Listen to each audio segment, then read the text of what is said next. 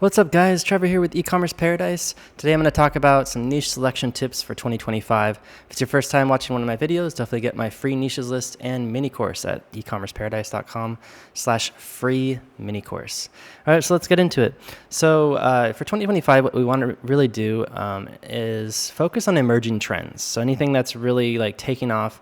And the thing I can recommend to you is just to take note of any time that you're watching TV or a YouTube video, reading a blog post, social media, or when you're driving around and you see stuff around you.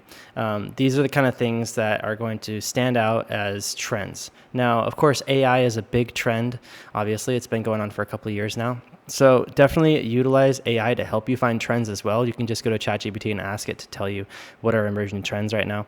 And I would just recommend focusing on that, because when I've had the most success with my e-commerce businesses, it's always been on emerging trends, niches that have been taking off. Okay, so definitely consider looking at trends. And another good tool for that is Google Trends. You can go to google.com/trends and type in any particular keyword or product category there, and it'll give you some really good information.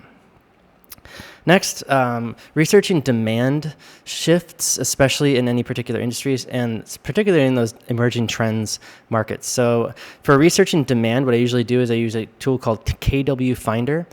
You can use my referral link to go check it out and get a free trial at ecommerceparadise.com/KWFinder. It provides really good keyword research tools. It'll give you demand over a certain period of time. It'll give you competition. It'll give you the estimated CPC, cost per click, for ads that are running, and the estimated organic competitiveness in that particular keyword. So it's a really good idea to see how much search volume is going on any particular keyword per month, and that's usually just related to product categories. So check that out. KWFinder is a great tool.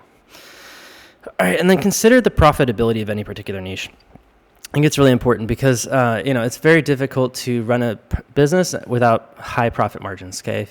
If you're choosing a business where the margins are average like 15-20%, it's going to be difficult because you're going to have to get a ROAS of like 20 to 30x in order to make it profitable.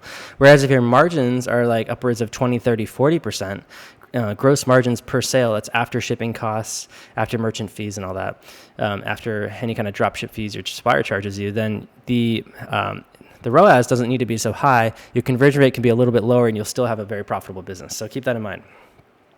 Now, the problem is you're not really going to know the profitability until you get into a niche with those suppliers, but you can kind of see clues on competitors' websites. So when you look at competitors' websites, you can check out their coupon codes. And if you see that they're offering really big coupon codes in certain product categories or certain brands or certain products, then it gives you an idea that those products are probably really high margin, so they can afford to run those codes.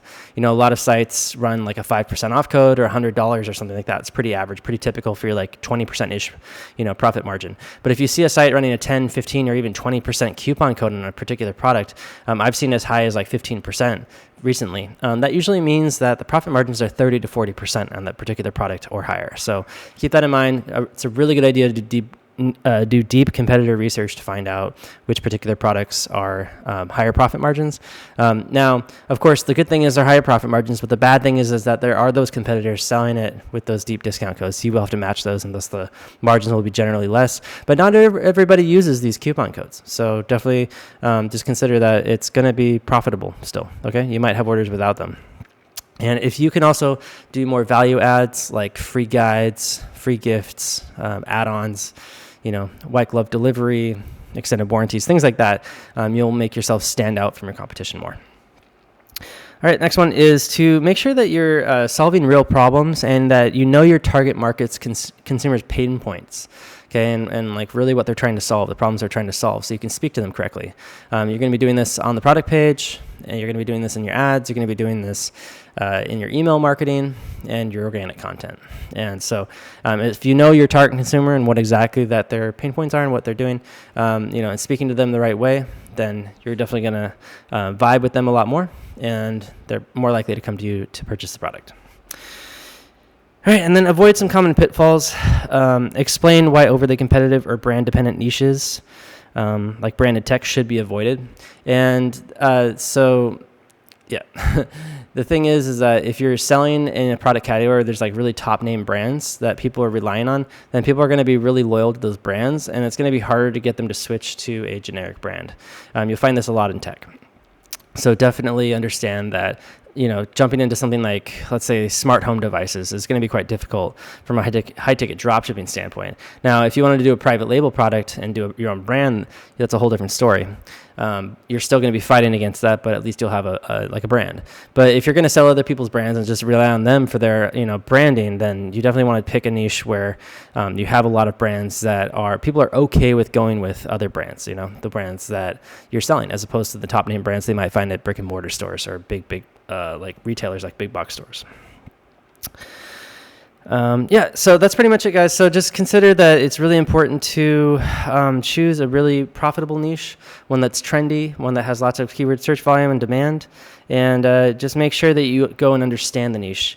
I think it's really a good idea to also consider things that are coming up in the future for the next year. Like, for instance, some of the big changes coming up is that the Trump administration is potentially going to put a bunch of big tariffs on goods that are coming into the U.S.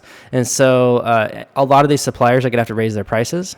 Okay, and of course the retailers will have to raise the prices, and it might make a temporary drop in sales for consumers.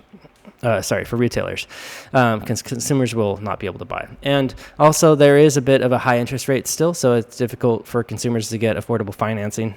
And at this time, consumers still have quite a bit lower amounts of money in savings as opposed to when they did during the pandemic. So you're going to definitely want to make sure you research your target market, make sure those people have money to spend, and that the average price point of the product you're selling is going to be something that they can afford. And it's not going to be like the last bit of money they have. Because with high ticket dropshipping, usually your average price point is somewhere between $1,000 and like $3,000. So if you're selling a $3,000 or trying to sell a $3,000 product to somebody who barely has $3,000 in their checking account, it's not going to work.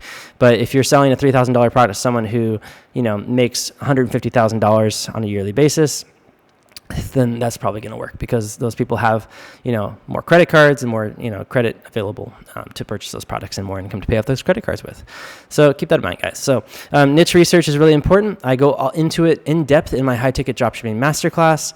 And right now I'm actually offering access to it on a monthly membership basis for just $97 a month. And there's also upgrades from there as well. If you want to get, lifetime access, it's $9.97. If you want to get a turnkey starter store, it's $19.97. If you want to get a complete build and launch service, it's $49.97. So if you really want to get in there and you have some money to invest and you want to work with me to build it out, I can highly recommend it. There's tons of content in there, but also I can do the work for you. And I have a membership that is a mastermind program where I do group coaching calls. So that's a part of it. So get in there, guys. It's ecommerceparadise.com/masterclass. Go check out that link. And again, if you want my free niches list and mini course to kind of understand this kind of stuff and do more research yourself before you get started without having to invest, definitely go check out ecommerceparadise.com/mini course. And if you want private coaching from me, just straight up, I can help you with your website optimization, scaling. I can also just help you choose a niche to get started. You can go check that out at ecommerceparadise.com/coaching. Thanks so much, guys, for watching the video. Make sure you subscribe, hit the like button, share it with your friends, and I'll see you in the next video. Take care.